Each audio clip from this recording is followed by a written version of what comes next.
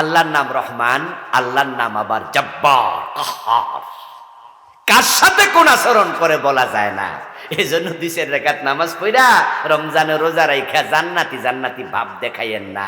এমনও হতে পারে ছোট্ট একটা অপরাধে আল্লাহ জাহান্নামের মাঝখানে ফেলে, বলা যায় না। একজন সাহাবী যুদ্ধের মাঠে শহীদ হয়ে গেলেন। আল্লাহর হাবিবের কাছে একজন সাহাবী এসে খবর দিলেন, ইয়া রাসূলুল্লাহি ফুলানুন কাদ উস্তুশহিদা, হুজুর অমুক আজকের যুদ্ধে শহীদ হয়েছে। আর যার ব্যাপারে খবর দেয়া হলো লোকটা রাসূলুল্লাহর খাদেম ছিল, রাসূলের খেদমত করত। যখন বলল ইয়া রাসূলুল্লাহ অমুক আজকে শহীদ হয়ে গেছে, নবীজি সাথে সাথে বললেন কাল্লা قد رأيته في النار بعبات قد غلها, অসম্ভব, তুমি কও সে শহীদ হয়েছে, আমি তাকে জাহান্নামে দেখে এসেছি। যুদ্ধের মাঠে আজকে সে যুদ্ধ করছে, শহীদ হয়ে গেছে, অসম্ভব।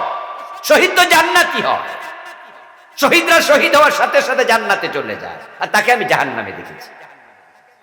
কোন কারণে? রাসূল এবার ব্যাখ্যা করছে বিআবাআতিন কাদ গাল্লাহা, যে একটা যুদ্ধের গনিমতের মাল থেকে সে একটা চাদর চুরি করেছিল। ওই একটা চাদর চুরি করাতে আল্লাহ তাকে জাহান্নামে ফেলে দিয়েছে, শাহাদাত কবুল করে নাই। যুদ্ধের মাঠে মারা যাওয়ার পরও শাহাদাত কবুল হয় নাই। আল্লাহ কারে কেমনে ধরে কারে কেমনে ছাড়ে মুঠেও খোয়া যায় না। এজন্য আল ঈমানু বাইনাল খাউফি ওয়ার রাজা, সাবধান থাকেন প্রিয় ভাইয়েরা। এখন যে আল্লাহর রহমত ছাড়া জান্নাত পাওয়া যাবে না, হাসরের ময়দানে আল্লাহ তাআলা কিছু মানুষের দিকে তিনি ফিরে তাকাবেন না। আর হাসরের দিন আল্লাহ যাদের দিকে ফিরে তাকাবেন না তারা কারা? আমি 14 ধরনের মানুষের কথাই বইতে লিখেছি। আমার লেখা আখেরাত নিয়ে বইটা, ওহিরায়নায় পরকাল, 500-র উপরে হাদিসে বইটা আমি এনেছি, 400 পৃষ্ঠার বই, অনেক বড় বই। আখেরাতের একবারে ঝকঝকা কনসেপ্ট আমি এর মাঝে তুলে ধরেছি আলহামদুলিল্লাহ। আমি 14 ধরনের মানুষ আপনাদেরকে হাদিস থেকে এখন শোনাবো, যাদের দিকে আল্লাহ তাকাবেন না মানে রহমত পাবে না। আর যারা রহমত পাবে না তারা জান্নাত পাবে না। খুব জটিল হয়ে যাবে সে। এই 14 ধরনের মানুষ আপনি কিনা, আপনার নাম আবার সেখানে আছে কিনা, এটা একটু খুঁজবেন। আল্লাহ না করুক যদি আমাদের কারো নাম সেখানে থাকে, এখন তাওবা করে ভালো হওয়ার সুযোগ আছে না? আমরা ওখান থেকে আল্লাহ থেকে বলে নাম কাটায় নিতে চাই। আপনি যদি রাজি হন, আল্লাহ রাজি হয়ে যাবে 1 সেকেন্ডে। আপনি রাজি হবেন যে অপরাধ আমি আর করব না, আল্লাহ ক্ষমা করতে 1 সেকেন্ডও দেরি করবে না। আল্লাহ এবং রাসূল তো রহমান, রাসূল রাহমাতুল লিল আলামিন, দুইজনের নামের সাথে রা হা মিম জড়িত। যখন মক্কা বিজয় হলো, আল্লাহর হাবিব তখন বললেন যে আজকের এই দিনে আমি তোমাদের সকলকে ক্ষমা করে দিলাম। আনতুম তুলাকা, তোমরা সবাই ক্ষমাপ্রাপ্ত। লা তাসরিবা আলাইকুমুল ইয়াউম, আজকে আমি কোনো প্রতিশোধ নেব না। ইল্লা ফুলানান ফুলানান ফুলানা, তবে হ্যাঁ অমক অমক অমক, তাদের ক্ষমা নাই। হাইসু ওয়াজাদতুমুহুম ফাকতুলুহুম, ও আমার সাহাবারা, এই যে কয়টা নাম বলছি ওদেরকে যেখানে পাও সেখানে কতল কর। নবীজি যাদেরকে ক্ষমা করলেন না তাদের মাঝে একজন ছিল ইকরামা ইবনে আবি জাহল, আবু জাহেলের ছেলে ইকরামা। আবু জাহেল তো বদরের যুদ্ধের দিনে জাহান্নামে চলে গেছে, তার ছেলে ইকরামা বলছে ইকরামার ক্ষমা নাই, তার যেখানে পাও সেখানে কোপ দিয়া মেরে ফেলবা, কল্লা কেটে ফেলবা। এই খবর যখন ইকরামা শুনল, তখন সে মক্কা থেকে বেরিয়ে পালাতে শুরু করলো। ইকরামা স্ত্রী রাসূলুল্লাহর কাছে হাজির হলো, ইয়া রাসূলুল্লাহ, আমি আবু জাহেলের পুত্রবধূ ইকরামা, আমি ইকরামার বউ আপনার কাছে আসছি, আমি কালেমা পড়ে মুসলমান হয়েছি। রাসূলুল্লাহ শুনে খুশি হয়ে গেলেন, বৌমা তুমি ইসলাম গ্রহণ করছো, মাশাআল্লাহ ভালো, তো তুমি আমাদের সাথে থাকো। এবার একরামার বউ কইয়া রাসূলুল্লাহ একটা প্রস্তাব আমার আছে, যদি আবু জেহেলের ছেলে একরামা যার ক্ষমা নাই আপনি ঘোষণা করছেন, যদি সেও কালেমা পড়তে রাজি হয় আপনি কি তাকেই ক্ষমা করবেন না? আমার রাসূল মুখের উপরে বলে দিলেন কালেমা পড়লে সেও ক্ষমা পেয়ে যাবে।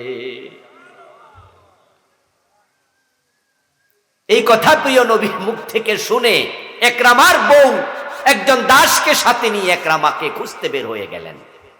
এক পর্যায়ে খুঁজে এনেছেন এবং একরামা কালেমা পড়ে মুসলমান শুধু হয় নাই, একরামা থেকে বর্ণিত অনেক হাদিস পরে বড় সাহাবী হয়েছে। সুবহানাল্লাহ পড়ে। আল্লাহ এবং রাসূল এত ভালো, এত ক্ষমাকারী। 14 ধরনের মানুষের দিকে আল্লাহ তাআলা চোখ তুলে তাকাবেন না, রহমত দেবেন না। যদি আলোচনা শোনার পরে আমার নাম আপনার নাম সেখানে থাকে, আমরা তাওবা করে আজকে আল্লাহ তাআলাকে বলে সেখান থেকে মুক্তি নিতে চাই। আল্লাহ তৌফিক দান করো, বলেন আমিন। কোরআনে সূরাতুল বাকারার 174 নম্বর আয়াতে আল্লাহ বলেন, ইন্নাল্লাযীনা ইয়াকতুমুনা মা আনজালাল্লাহু মিনাল কিতাব, যারা এই কিতাবে নাজিল হওয়া এলেম গোপন করে, ওয়ায়াশতারুনা বিহি সামানান কালিলা, এবং আল্লাহর কিতাবকে অল্প মূল্যে বিক্রি করে, লা ইউকাল্লিমুহুমুল্লাহু ইয়াওমাল কিয়ামাহ, আল্লাহ কিয়ামতের দিন তাদের সাথে কোনো কথা বলবেন না, ওয়ালা ইউযাক্কিহিম, তাদেরকে ক্ষমা করবেন না, ওয়ালাহুম আযাবুন আলীম, তাদের জন্য কঠিন আযাব প্রস্তুত আছে। আল্লাহ যাদেরকে ক্ষমা করবেন না 14 জনের মাঝে 1 নাম্বার যে কোরআনের বিধান গোপন করে। কোরআনের বিধান গোপনকারী এমন লোকেরা হয় আলেম। যারা নন আলেম এরা তো কোরআনের বিধান অনেকে জানে না, আর গোপন করবো কি? হেরার কথা কইয়া লাভ নাই। যারা ইসলামের বিধানই জানে না হেরার কথা কইয়া লাভ কি?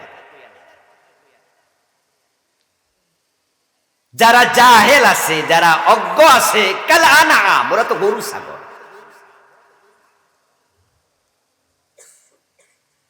রাগ করেন না কিন্তু।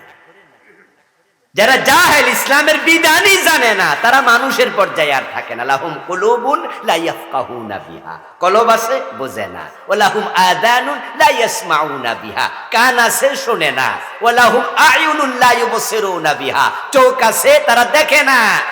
উলাইকা কাল আনাম, আল্লাহকে এগুলো গরু ছাগল। বাল হুম আদাল, আরো খারাপ। এক হুজুর ওয়াজ করছিল যে ফজরের নামাজ যদি জামাতে না পড়ে কাজা করেন তাহলে কিন্তু 80 হোক বা দুজক। কি কইলেন হুজুর? 1 ওয়াক্ত নামাজ কাজা করলে 80 হোক বা দুজক? হুজুর নামাজ আমি পড়ছি তো, তবে সূর্য ওঠার পরে পড়ছি। এটাই তো কাজা। ফজরের নামাজ কি সূর্য ওঠার পরে পড়ে না আগে? বিধান কি? তাহলে পরে পড়ছেন কেন? বলে হুজুর ঘুম তো ধরছিল, উঠতে পারতাম, উঠি না, একটু আলিসি লাগছিল। হুজুর কয় 80 হোক বা। হুজুর 80 হোক বা মানে কি? কয় মিয়া 2,88,00,000 বছর। হুজুর ফজরের নামাজ তো পড়ছি তার সময় ছাড়া, তাতেই 2,88,00,000 বছর। 1 হোক বা, তাহলে 80 দিয়া পূরণ দিলে কত বছর? তো সলিমউদ্দিন যে নামাজই পড়ে না আমার স্বাস্থ্য ভাই, হুজুর কে এর কোনো হোক বাই নাই। এলেম গোপন কারা করে? যাদের এলেম আছে। যাদের এলেম নেই গোপন করব কি? এই মামলার আসামি হবে 1 নাম্বার ওলামা, যেই ওলামারা আল্লাহর জমিন আল্লাহ দ্বীন কায়েমের পক্ষে কথা বলে না। আল্লাহ যাদের দিকে কিয়ামতের দিন তাকাবেন না, ইয়াকতুমুনা মা আনজালাল্লাহু মিনাল কিতাব, এই কিতাবে আল্লাহ যা নাজিল করছে যারা গোপন করে। নামাজের কথা কোরআনে আছে, সব হুজুর নামাজের ওয়াজ করেছে, কে গোপন করেছে? করেনি কেউ। রোজার কথা আছে, রমাদান আসতেছে, সব হুজুর ওয়াজ করবে রোজা রাখো, কিন্তু চোর ধরে হাত কাটো, ডাকাত ধরে শুলে দাও, জেনা করলে 100 বেত লাগাতে হবে। আলা লাহুল খালকু ওয়াল আমর, সাবধান, সৃষ্টি যার, আইন চলবে শুধু তার। এই ওয়াজগুলো করে না এমন আলেম আছে না নাই? আল্লাহর আইনের পক্ষে ওয়াজই করে না, নামাজ রোজা জিকিরের ওয়াজ করে। আপনাদের কাছে আমার প্রশ্ন, যেই কোরআনে নামাজের কথা আছে ওই কোরআনে চোর ধরে হাত কাটার কথা আছে না নাই? নামাজ পড়া কি নফল না ফরজ? চোর ধরে হাত কাটা নফল না ফরজ? দুইটা ফরজ, একটা বললে আরেকটা কার জন্য গোপন রাখলাম? না বলার কারণ হচ্ছে, চোরের বিরুদ্ধে বললে সমাজে যারা চোর তারা খেপে যাবে। নামাজের কথা বললে বেনামাজিও খেপে না, বেনামাজিও কয় হুজুরের কথা তো ঠিক, আমি নামাজ পড়ি না, এটা আমার দোষ। কিন্তু চোর ধরে হাত কাটার কথা বললে তো সমাজের নেতারা খেপে যায়, কারণ আমাদের দেশে অধিকাংশ নেতাই চোর। এ দেশে রাজনীতি করে কেন জানেননি? পেটের জন্য। অধিকাংশ নেতা পেটের ধান্দায় রাজনীতি করে, যার কারণে আমাদের দেশে রাজনীতিবিদ নেতারা ক্ষমতা পাইলে আঙ্গুল ফুলে কলা গাছ হয়ে যায়। এমপি মন্ত্রী হওয়ার জন্য কোটি কোটি টাকা খরচ করে, কারণ হইতে পারলেই তো কেল্লা ফতে। এজন্য আমি বলি, যদি দুর্নীতি বন্ধ করে দেওয়া হয় তাহলে বাংলাদেশের রাজনীতিবিদ কমে যাবে, সবাই ব্যবসায় মনোযোগী হবে, চাকরিতে মনোযোগী হবে। দুর্নীতির আশায় রাজনীতি করে, দুর্নীতি কমিয়ে দাও, নেতা পাবা না। চাঁদাবাজি বন্ধ করে দাও, অনেক দলে কর্মী পাওয়া যাবে না। কর্মী বাসে সাদা খাইয়া, নেতা বাসে দুর্নীতি করে। এখন যদি হুজুর চোর ধরে হাত কাটার কথা বলে, এলাকার নেতারা খুশি না বেজার? এজন্য হুজুর শুধু নামাজ রোজার ওয়াজ করে, চোরের হাত কাটার ওয়াজ করে না। আমার প্রিয় ভাইয়েরা, কোরআনের কিছু বলবেন, কিছু গোপন করবেন, এই অধিকার আল্লাহ দেন নাই। আমার রাসূল সাল্লাল্লাহু আলাইহি ওয়াসাল্লাম যদি আবু জেহেলের কাছে গিয়ে বলতেন, চাচা আপনি আপনার মতো করে দেশ চালান, আমি শুধু আল্লাহর আইন দিয়া মসজিদে হারামে ইমামতি চালাইতে চাই, যারা আমার উপর ঈমান আনবে আমি তাদেরকে বলবো নামাজে আসো, তারা নামাজ পড়বে, আমি ইমামতি করব, ঝামেলা এখানে শেষ। আবু জেহেল বলতো, ও শুধু মসজিদের ইমামতি, দেশ নিয়ে মাথা কামাইবা না। কয় না, কথা হলে বেতন আমিও দিব, যাও, হে বেতনও দিত। কিন্তু আমার রাসূল বলেছেন, লা ইলাহা ইল্লাল্লাহ, আল্লাহ ছাড়া কাউকে মানি না। তখন আবু জেহেল বুঝছে আল্লাহ ছাড়া কাউকে মানবে না, মসজিদেও মানবে না, সংসদেও মানবে না। আমাদের কালেমা হলো মসজিদে আল্লাহকে মানি, কিন্তু মসজিদ থেকে বাইর হয়ে গেলে তখন এরে মানি ওরে মানি, তখন আল্লাহকে আর মানি না। যারা কিছু জায়গায় আল্লাহকে মানবে, বাকি জায়গায় মানবে না, ওরা সুবিধাবাদী। সুবিধাবাদ জিন্দাবাদে মোমেন হওয়া যায় না। এই জন্য মোমেন আল্লাহকে মানবে সব জায়গায়। আদালতের চেয়ারে বসে যখন হাকিম হয়ে বিচার করবে তখন মানবে কাকে? মসজিদে যখন মুসল্লি হয়ে ঢুকবে তখন মানবে কাকে? আবার যখন সংসদে এমপি হবে তখন মানবে কাকে? মন্ত্রণালয়ে মন্ত্রী হয়ে বসলে তখন মানবে কাকে? এভরি হয় আর এভরি মোমেন্ট শুধু একজনকে মানি। চিৎকার দিয়ে বলুন, তিনি কে? আপনি নামাজ রোজা হজ যাকাতের ওয়াজ করেন, কিন্তু আপনি আল্লাহর আইন সমাজে লাগবে ওয়াজ করছেন না। নবী মুহাম্মদকে আল্লাহ তাআলা দ্বীনের বিজয়ের জন্য পাঠিয়েছেন। হুয়াল্লাযী আরসালা রাসূলাহু বিল হুদা ওয়া দীনিল হাক্কি লিইয়ুযহিরাহু আলাদ দীনি কুল্লি। আল্লাহ বলছেন যে আমি আমার রাসূলকে দ্বীন বিজয়ের জন্য পাঠাইছি। রাসূল দ্বীন বিজয় করলেন, সাহাবারা বিজয় করার জন্য কাজ করলেন। কিন্তু আপনি 30 বছর খুতবা দেন, আপনার জুমা মসজিদে দ্বীন বিজয়ের ওয়াজ কয়দিন করছেন? আপনি বক্তা হয়ে বক্তৃতা দেন, দ্বীন বিজয়ের ওয়াজ কয়দিন করেন? ও প্রিয় ভাই, আপনি পীর হয়ে মুরিদ বানান, মুরিদদেরকে দ্বীন বিজয়ের জন্য কয়দিন উৎসাহিত করেছেন? এই দেশে সরমনায়ের পীর ছাড়া দ্বীন বিজয়ের জন্য স্ট্রংলি কথা বলে অন্য দরবারে এটা দেখা যায় না। বরং পীর যদি চরমনায় হইয়া দ্বীন বিজয়ের কথা বলতে পারে, একই সুরে বাকি পীরেরা শুরু করে দেয় খতিব করা শুরু করে দেয়, ইসলামী দলগুলো শুরু করে দেয়, আমরা একসাথে শুরু করলে এইবারই দিন বিজয় হয়ে যাবে।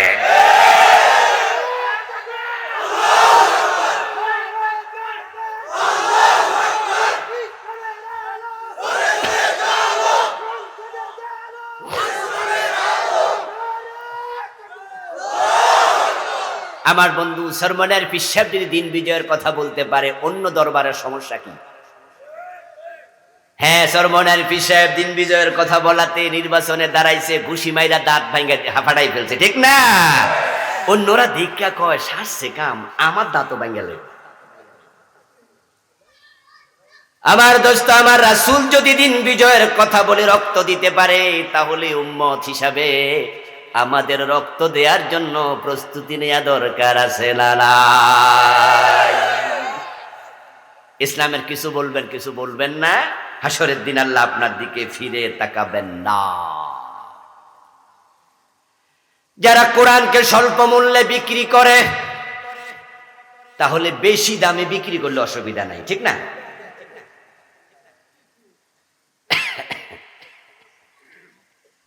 যারা মাহফিলে আসলে হাদিয়া দেয় তাদেরকে 10,000, 12,000, আর যারা দেয় 50,000, 1 লাখ, তাহলে হেরা ফতুয়া দিব, তোমরা যারা অল্প দামে গেছো মাহফিলে, আল্লাহ ফিরে তাকাবো না, আমরা বেশি দামে গেছি, আমরা তাকাবো।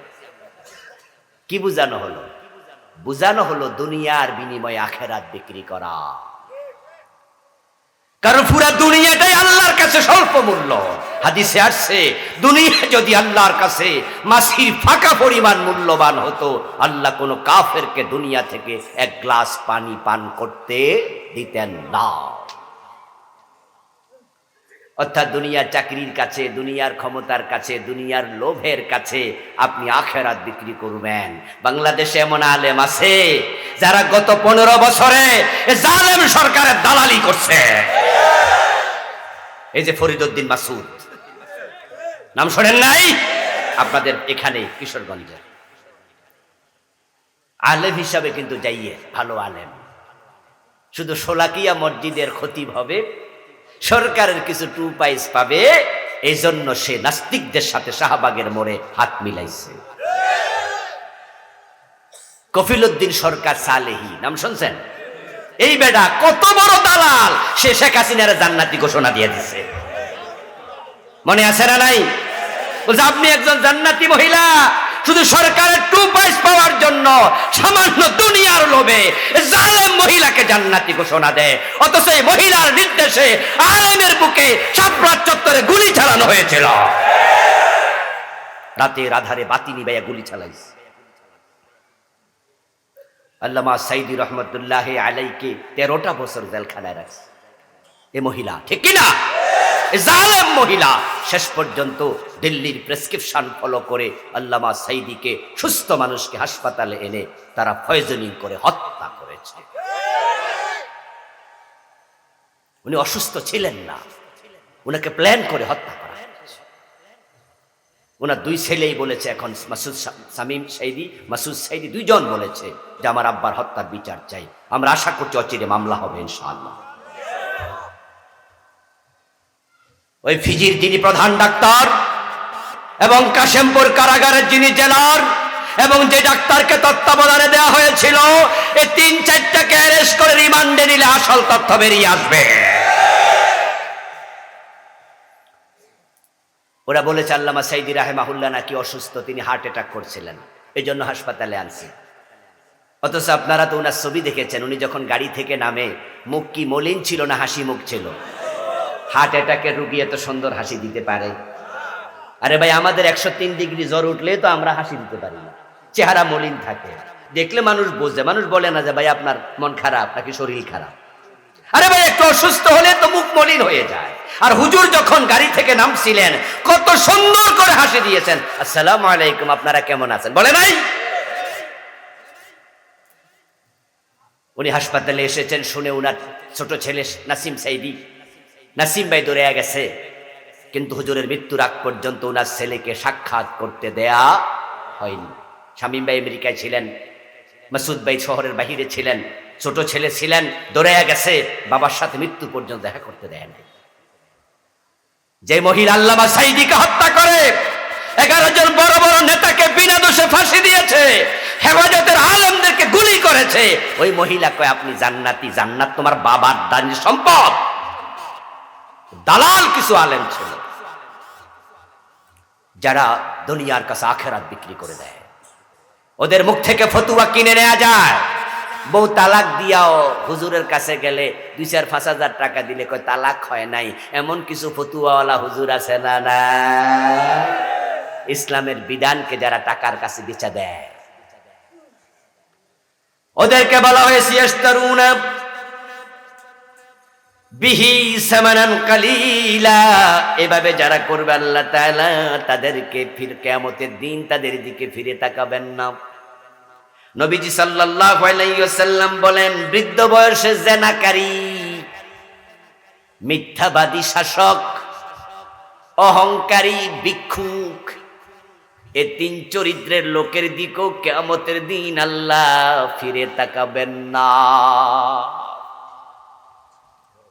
সালাসাতুন লা ইউকাল্লিমুহুমুল্লাহু ইয়াওমাল কিয়ামা ওয়া লা ইয়ানজুরু ইলাইহিম ওয়া লা ইউযাক্কিহিম ওয়া লাহুম আযাবুন আলীমুন শাইখুন জানিন ওয়া মালিকুন কাযযাবুন ওয়া আইলুন মুস্তাকবির। যে ব্যক্তি মিথ্যাবাদী শাসক তার দিকে আল্লাহ তাআলা ফিরে তাকাবেন না। গত 15টা বছর যারা দেশ চালাইছে, যিনি মূল ছিলেন শেখ হাসিনা, সারাদিন মিছা কথা কইতো। 10 মিনিট বক্তৃতা দিত, 9 মিনিট মিছা কথা কইতো। শুধু এতের দোষ, এতের দোষ সারাক্ষণ। এই যে বড় বড় নেতাদেরকে যুদ্ধাপরাধী বানাইছে, আল্লাহর কসম এটা মিথ্যা, মিথ্যা, মিথ্যা। মতিউর রহমান নিজামী যুদ্ধাপরাধী ছিল, মানুষের বাড়িতে আগুন দিছে। মুজাহিদ, সাইদি, আব্দুল কাদের মোল্লা, আহারে কোথায় কাদের, কসাই কাদের আর কোথায় আব্দুল কাদের মোল্লা, 2 জন আলাদা। দেলু শিকদার আর দেলোয়ার হোসেন সাইদি এক না, আলাদা। একটা দোষ আর একটার কারে চাপিয়ে দিচ্ছে। সুখরঞ্জন বালি হিন্দু, ওরে শিখাই আনছে, তুমি আদালতে গিয়ে দাঁড়াইয়া বলবা যে দেলোয়ার হোসেন সাইদি তোমার বাইরে মারছে, বিশাবালি খুন করছে। সুখরঞ্জন বালি বলতেছে যে আমি এত বড় মিছা কথা কইতে পারবো না। সে ফুমে শিখাইছে, বেটা অস্বীকার করছে। পরে তারা ধাক্কাইতে ধাক্কাইতে কোর্টে নিছে। আদালতে ঢুকার আগ দিয়া বলছে এই কইবা কিন্তু, হে কইছে আমি পারবো না। তখন তাকে ওখান থেকে কিডন্যাপ করে ইন্ডিয়া নিয়ে গেছে। 5 বছর ইন্ডিয়ার জেলে ছিল। এই যে নেতাদের বিরুদ্ধে যত কাহিনী সাজাইছে সব মিথ্যা, সারাদিন মিথ্যা কথা। কোরআনের পক্ষে কথা বলাতে আমরা যারা স্বাধীনতার পরে জন্ম নিয়েছি, রাজাকার গালি কি আমাদেরকে দেয় নাই? আমার জন্ম তো 75-এ, স্বাধীনতার 4 বছর পর। তা আমি রাজাকার কেমনে হই? তা কিভাবে সম্ভব? যাকে তাকে তুমি গালি দিবা, রাজাকার বলবা, আলবদর বলবা, যুদ্ধাপরাধী বলবা, এই মিথ্যা আল্লাহ সয় না। এত মিথ্যা আল্লাহ সয় নাই, যার কারণে যে রাজাকার শব্দ দিয়া আলেমদের গায়েল করেছো, ওই এক শব্দ বৈষম্য বিরোধী আন্দোলনের ছাত্রদেরকে বলছ রাজাকারের নাতি ফুতি, এক শব্দ দিয়ে আল্লাহ গজব পালা শেষ করে দিছে। এক শব্দে বোমেরাং হয়ে গেল। পোলাপান মিছিল করেছিল, চেয়েছিলাম অধিকার, হয়ে গেলাম রাজাকার। আমি কে, তুমি কে? কয় রাজাকার, রাজাকার। আল্লাহ তাআলা দেখেন কিভাবে উল্টায়া দেয়। যারা রাজা হয়, শাসক হয়, অধীনস্থরা তাদের কাছে বিভিন্ন কাজে যায়। আচ্ছা বলেন তো, একজন এমপি, একজন ওসি, একজন টিওনো আপনার মতো আমার মতো লোকের সাথে যদি প্রতারণা করে, ধোঁকাবাজি করে, আমাদের সাথে সরাসরি মিথ্যা কথা কয়, আচ্ছা আমি যাবোটা কার কাছে? নেতা যদি মিথ্যা কথা কয়, কর্মীরা যাবে কোথায়? সাধারণ মানুষ মিথ্যা কথা কেন বলে জানেন? বলে তারা জান বাঁচাইতে বলে, লোভে পইরা বলে, দুর্বল তো। এজন্য দেখবেন মসজিদে জুতা চুরি করছে, করার পরে আপনি কইলেন যে ভাই আপনি আমার জুতা নিছেন না, এর জায়গায় কই দিব না আমি জুতা দেখিও না, কারণ হে জানে যে হ্যাঁ কইলে মাইর। দুর্বলরা মিথ্যা বলে, এটা কবিরা গুনাহ, বলা যাবে না। কিন্তু নেতা তো দুর্বল না, সবল, তো সে মিথ্যা বলবে কেন? এজন্য আল্লাহ বলে কোন নেতা যদি মিথ্যুক হয় তার দিকে আমি ফিরে তাকাবো না। জেনা যুবকরা করে, যৌবনের তাড়না, এটা কবিরা গুনাহ, এটা হারাম। কিন্তু যে বেটা বুড়া হইয়াও জেনা করে, আল্লাহ কই তুই খারাপ, যে কত খারাপ, এই বয়সে কাম করে, তোর মতো জালেমের দিকে আমি তাকাবই না, যা তুই দুজকে যা। আমার বন্ধু, মানুষ টাকাওয়ালা হলে অহংকারী হয়, মানুষের এলেম বেশি হলে অহংকারী হয়, মানুষের ক্ষমতা হলে অহংকারী হয়। কিন্তু যে বেটা ভিক্ষুক, ওই বেটার ক্ষমতাও নাই, টাকাও নাই, বেটাও যদি ভাব দেখায়, আল্লাহ কয় তুই অহংকার করার মতো কিছু দিলাম না, তাও তুই অহংকার দেখাস, তুই কত খারাপ। অহংকার এমনি খারাপ, আর ভিক্ষুক যদি অহংকারী হয় আল্লাহ তুই আরো খারাপ। আছে কিন্তু কিছু ভিক্ষুক অহংকারী আছে, 5 টাকা দিলে নিতে চায় না। ঢাকা শহরে ভিক্ষুক 5 টাকা দিলে মাইন্ড করে, হ্যাঁ এমনি চোখ বড় করেছে, মানে মনে করতেছে যে কি দিলেন এসব, এসব চলে। আপনি ভিক্ষা দিয়ে অপরাধী মনে হবে আপনাকে, কম টাকা 2 টাকা নোট দিলে তো এমনও হবে বুকের উপর কয়ে দিব, এ মিয়া কি দিলেন এসব। যদি খন নাই তাহলে কব না থাকলে হাঁটেন কেন, পাশে খালি আছে বইয়ালাম। নিতে চাইবে না, এসব চলে নাকি? অহংকার দেখায়, ভাব দেখায়। আল্লাহ তাআলা তাকাবেন না যারা দান করে খোটা দেয়। এই অপরাধী আজকের মাঠেও আছে, এটা আমাদের ভিতরে ঢুকে যায়। নাউযুবিল্লাহ, আল্লাহ ক্ষমা করো।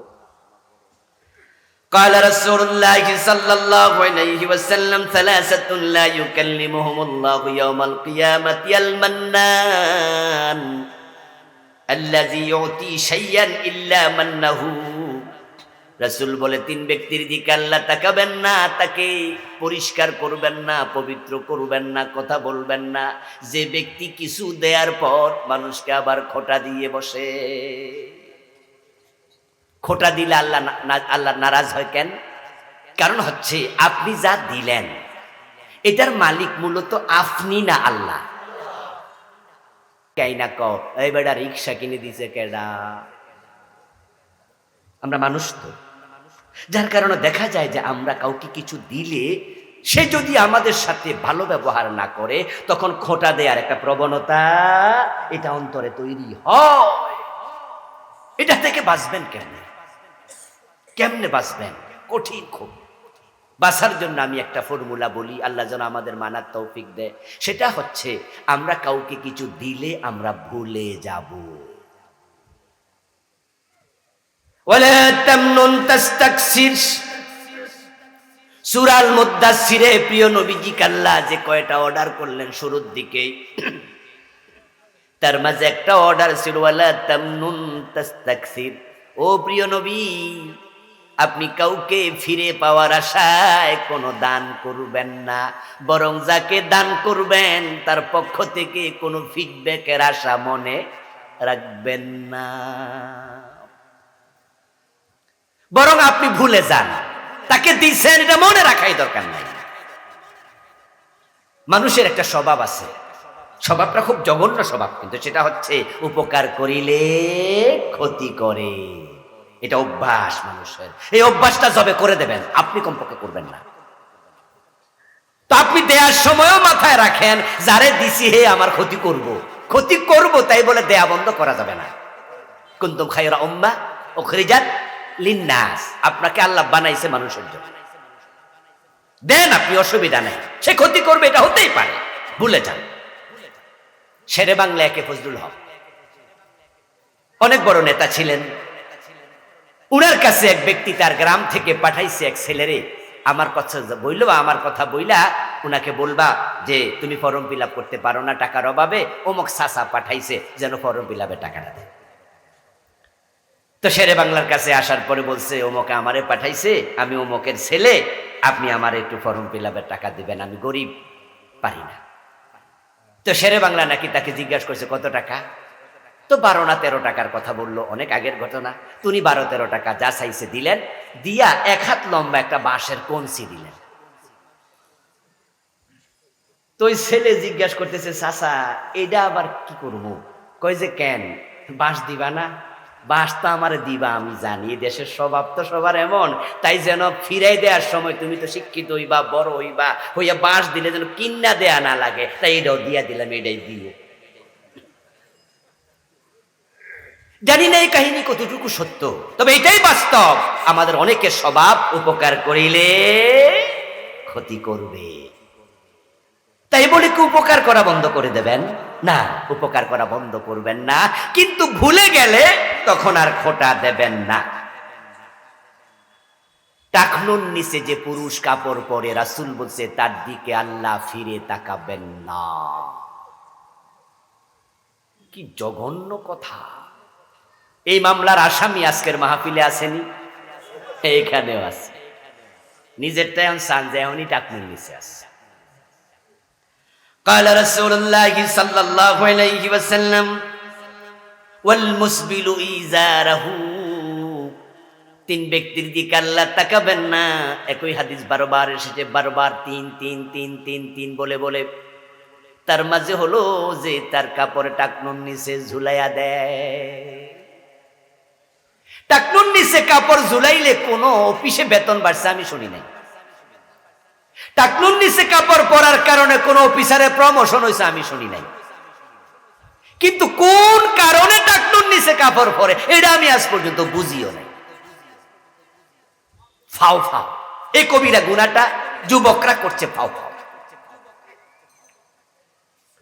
আজকের মাহফিল থেকে আমরা সিদ্ধান্ত নিয়ে বাড়ি যেতে চাই, যারা টাকনুর নিচে কাপড় আছে আজকে থেকে আর পরবেন না। সিদ্ধান্তে একমত হইতে রাজি আছেন না নাই? আল্লাহ তৌফিক দাও, বলেন আমিন। এই গুনাহটা ছেড়ে বাড়ি যান, আজকে এই গুনাহটা ছেড়ে বাড়ি যান। قال رسول الله صلى الله عليه وسلم ما اسفل من الكعبين من الازار في النار। সহিহ মুসলিমের হাদিস। নবীজি বলেন, যে ব্যক্তি তার দুই টাকনুর নিচে কাপড় ঝুলাইয়া দিল সে জাহান্নামী হবে। এক হাদিসে আছে আল্লাহ তাকাবে না, আর এই হাদিসে আছে ডাইরেক্ট জাহান্নাম, ডাইরেক্ট জাহান্নাম। প্লিজ প্লিজ, কোন কারণে আমি জানি না, এটা করবেন না, এটা করবেন না। মিথ্যা কসম করে মাল বিক্রি করা, কসম করা এমনি ভালো স্বভাব না। আর মিথ্যা যদি হয়, মিথ্যা কসমে আল্লাহর নামের অপমান। এই জন্য রাসূল বলছে, যারা মিথ্যা কসম করে মাল বিক্রি করে আল্লাহ তাদেরকে কিয়ামতের দিন তার দিকে ফিরে তাকাবেন না। পিতামাতার অবাধ্য সন্তান, আল্লাহ তার দিকে ফিরে তাকাবেন না। এখন তো সমাজে পিতামাতার অবাধ্য সন্তানের সংখ্যা ক্রমান্বয়ে বাড়তেছে। বিয়ের ক্ষেত্রে অবাধ্যতা হয় সবচেয়ে বেশি। মা বাবার কথা শুনবেই না, এক্ষেত্রে অবাধ্যতা বেশি হচ্ছে, উকুল ওয়ালিদাইন হচ্ছে বেশি। বউ পাওয়ার আগে মা ছাড়া বোঝে না, বউ পাওয়ার পরে বউ ছাড়া বোঝে না, মারে আর চিনে না। শুধু বউয়ের কথা শুনে মায়ের সাথে কথা বলা বন্ধ 1 মাস, এমন জালেম সন্তানও আছে। মায়ের খোঁজ নিলা না 1 মাস। মা যদি তোমার মাত্র 6 ঘন্টা খোঁজ না নিত, ওই বাল্যকালে তোমার নিউমোনিয়া হতো প্রস্রাবে থেকে, টয়লেট পায়খানার উপর থেকে।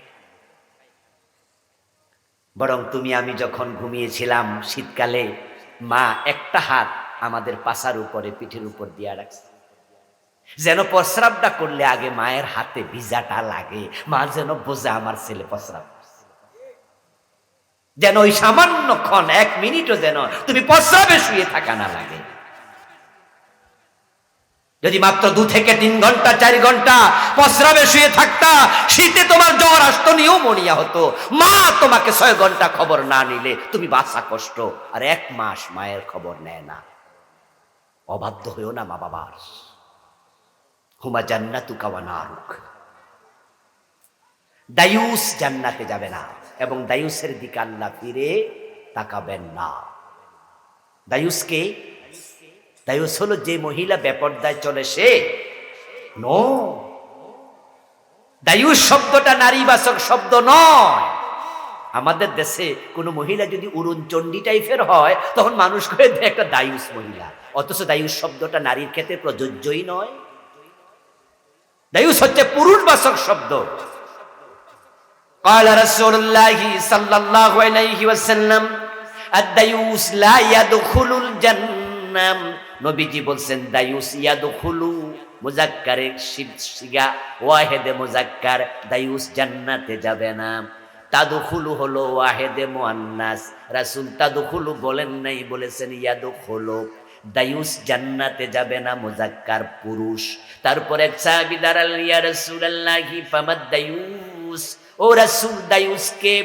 নবীজি বলেন আল্লাযী লা ইউবালি মান দাখালা ফি আহলিহি।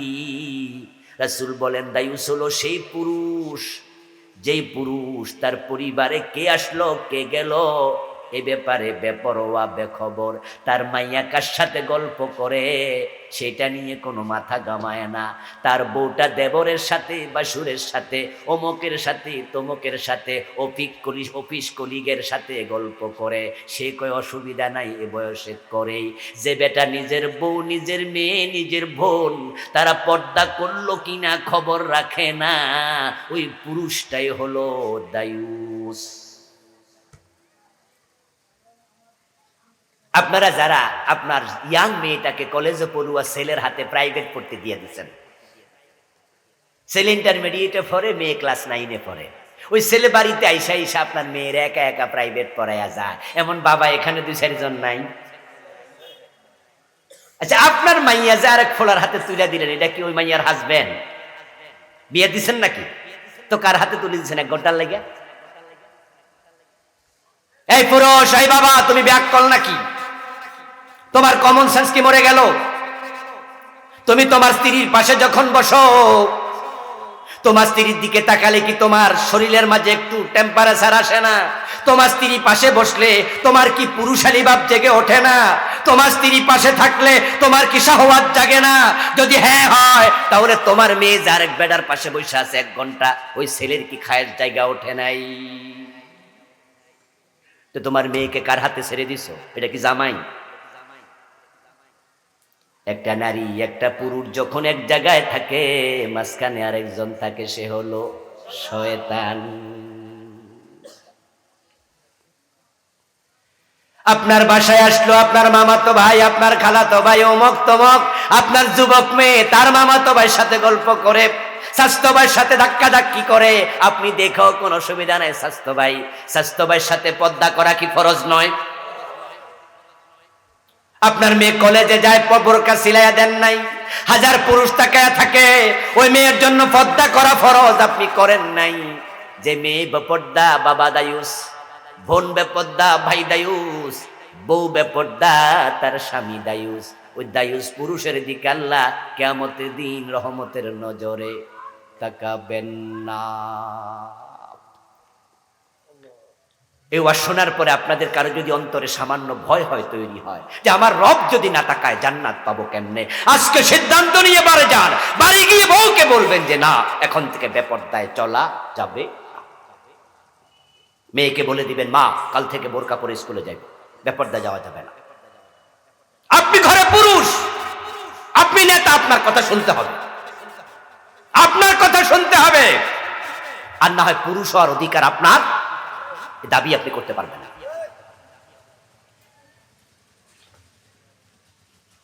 পুরুষের বেশ যে নারী ধারণ করে, যেই পুরুষ নারীর বেশ ধারণ করে, ওই নারী ওই পুরুষকে আল্লাহ কিয়ামতের দিন জান্নাত দেবেন না, তাদের দিকে রহমতের নজরে তাকাবেন না। কিছু কিছু নারী আছে পুরুষের মতো চলে, শার্ট গায়ে দেয়, চুল কাইতে এত ছোট করে, পিছন দিয়ে তাকাইলে বুঝাই যায় না ছেলে না মেয়ে। আবার কিছু কিছু ছেলেও আছে মেয়েদের মতো ছুরি হাতে দেয়, কি মনোহরদি নাই? কান ফোরায় আসেনি? এমন বখাটে দেখলে না আমার রাগ ওঠে। যদি আমি সেনাবাহিনীর অফিসার হইতাম, আর এখন বিভিন্ন জায়গায় তো টহল আছে, এরকম সামনে ফাইলে আমি ব্যাট দিতাম। পুরুষ মানুষের নাক ফোরায়, কান ফোরায়, আজীব, হাতে চুরি দিচ্ছে, মহিলাদের মতো চুরি। ঢাকা বিশ্ববিদ্যালয়ে পিএইচডি করতে যখন আমি গেছি 2013-তে আমার পিএইচডি কমপ্লিট হয়। এর আগে 4 বছর সেখানে যেতাম আসতাম। একদিন আমি আমাদের লাইব্রেরির সামনে, ইউনিভার্সিটি লাইব্রেরির সামনে বসে বসে খিচুড়ি খাচ্ছিলাম জোহরের নামাজ পড়ে, পরে আবার অফিসে কাজ, লাইব্রেরিতে কাজ। তা আমি বসে বসে টেবিলে বাহিরে কিছু দোকান আছে, বসে বসে খিচুড়ি খাচ্ছি। এর মাঝে দেখি সামনে, আমার সামনে বরাবর দাঁড়ানো, ওই দিকে ফিরে এক ভদ্রলোক ছাত্র চা খাইতেছে, এক হাতে চা খাচ্ছে বোঝা যায়, ওইদিকে ফিরে আর এক হাতে বিড়ি টানতেছে, বিড়ির ধোঁয়া এভাবে লারে বোঝা যায়, ধরেন আমার থেকে 10-12 হাত দূর। তা আমি একটু অবাক হয়ে তাকালাম যে হায়রে, একসাথে বিড়িও খায় চাও খায়, এরকম কাম ইউনিভার্সিটি পরে কি যে মজা পাচ্ছে, বিড়ি টানে একবার, চা টানে আর একবার। তা আমি মনে মনে ভাবছি, এই ছাত্র তো কদিন পরে ম্যাজিস্ট্রেট হবে, সে তো কদিন পরে টিউনো হবে, এরা তো বড় বড় মেধাবী, দেশে বড় বড় চেয়ারে যাবে, এই ভোলা যদি চেয়ারে বসে জাতির জ্বালাই ছাড়বো, ঠিক না? এর মাঝে দেখিও ভদ্রলোক ওদিক থেকে আমার দিকে ফিরছে, দক্ষিণ দিকে ফিরা ছিল, আমিও দক্ষিণ দিকে, উনি উত্তর দিকে ফিরছে। ফিরার পরে দেখি এটা একটা মাইয়া।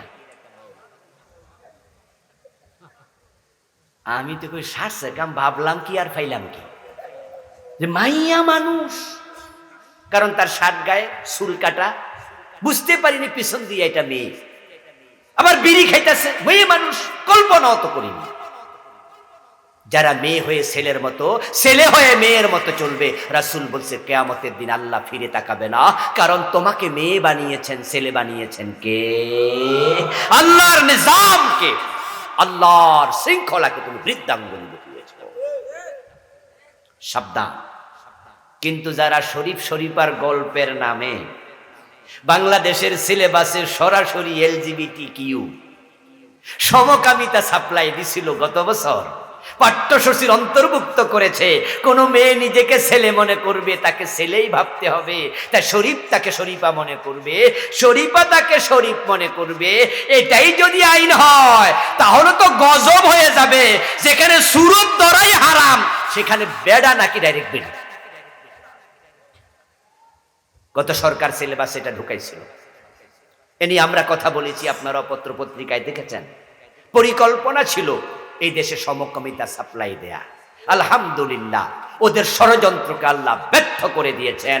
এখন আল্লাহ তাআলা ওদেরকে দেশ থেকে সরাইয়া দিয়া বাংলাদেশের সিলেবাসকে, বাংলাদেশের মানুষকে আল্লাহ রাহু মুক্ত করে দিয়েছেন।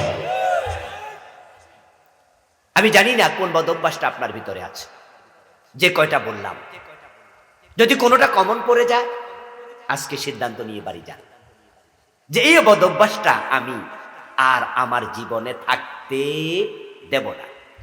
প্রতি মাহফিল থেকে কিছু কিছু নেন, ছোট্ট ছোট্ট বালিকণা, বিন্দু বিন্দু জল গড়ে তোলে মহাদেশ, সাগর অতল। আকাশ থেকে বৃষ্টির ফোঁটা ছোট ছোটই পড়ে, কিন্তু জমা হতে হতে বন্যা হয়ে যায়। ফুল থেকে মৌমাছি সামান্য সামান্য মধু নেয়, নিয়ে জমা করতে করতে 3 কেজি 2 কেজি হয়ে যায়। প্রতিটা মাহফিল থেকে সামান্য সামান্য নেবেন, আমলে পরিণত করবেন, আল্লাহ আপনার কলবকে তাকওয়া দিয়ে ভরপুর করে দেবেন। বলেন ইনশাআল্লাহ, সবাই বলেন ইনশাআল্লাহ।